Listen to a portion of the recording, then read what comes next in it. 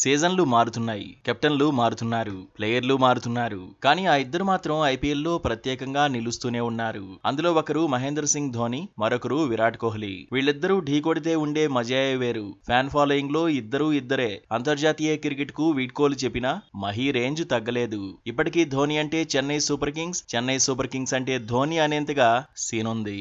5 సార్లు Chennai super Kings కు title అందించిన మహీకి అభిమానుల సంఖ్య సీజన్ కు పెరుగుతూనే ఉంది. విరాట్ కోహ్లీ 2008 నుంచి రాయల్ ఛాలెంజర్స్ బెంగళూరుతోనే ట్రావెల్ అవుతున్నాడు. ఇప్పటి వరకు ఆర్సీబీ ఒక్క టైటిల్ కూడా గెలవలేదు. Chennai super kings, Mumbai Indians లా 5 సార్లు కప్ కొట్టకపోయినా రాయల్ ఛాలెంజర్స్ కు క్రేజ్ మామూలుగా లేదు.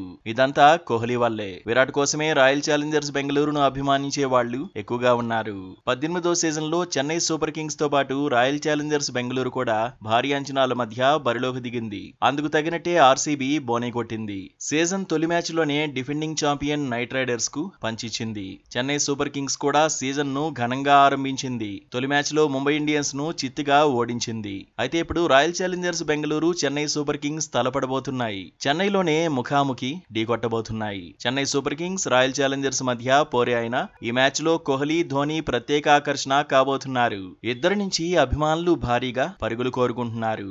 ఆర్సీబీకి విరాట్ కోహ్లీ శుభారంభం ఇవ్వాలని బెంగళూరు ఫ్యాన్స్ ఎక్స్పెక్ట్ చేస్తున్నారు. ఫినిషర్ గా ధోని తన మార్కు చూపాలని చెన్నై ఫ్యాన్స్ అంచనాలు పెంచుకుంటున్నారు. గతేడాది సింగిల్ హ్యాండ్ తో మహీ సిక్సర్ల మోత మోగించాడు.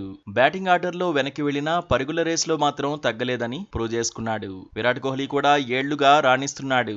రాయల్ ఛాలెంజర్స్ బెంగళూరుకు అన్నీ తానై నడిపిస్తున్నాడు. ఈసారి కోల్కతా నైట్ రైడర్స్ తో ఆడిన మ్యాచ్ లోనూ క్లిక్ అయ్యాడు. ఓపెనర్ గా దంచేశాడు. కేకేఆర్ బౌలర్లపై విరుచుకుపడ్డాడు. 36 బంతుల్లో 59 పరుగులు సాధించాడు. ఛాంపియన్స్ ట్రోఫీ ఫామ్ ను కంటిన్యూ చేశాడు.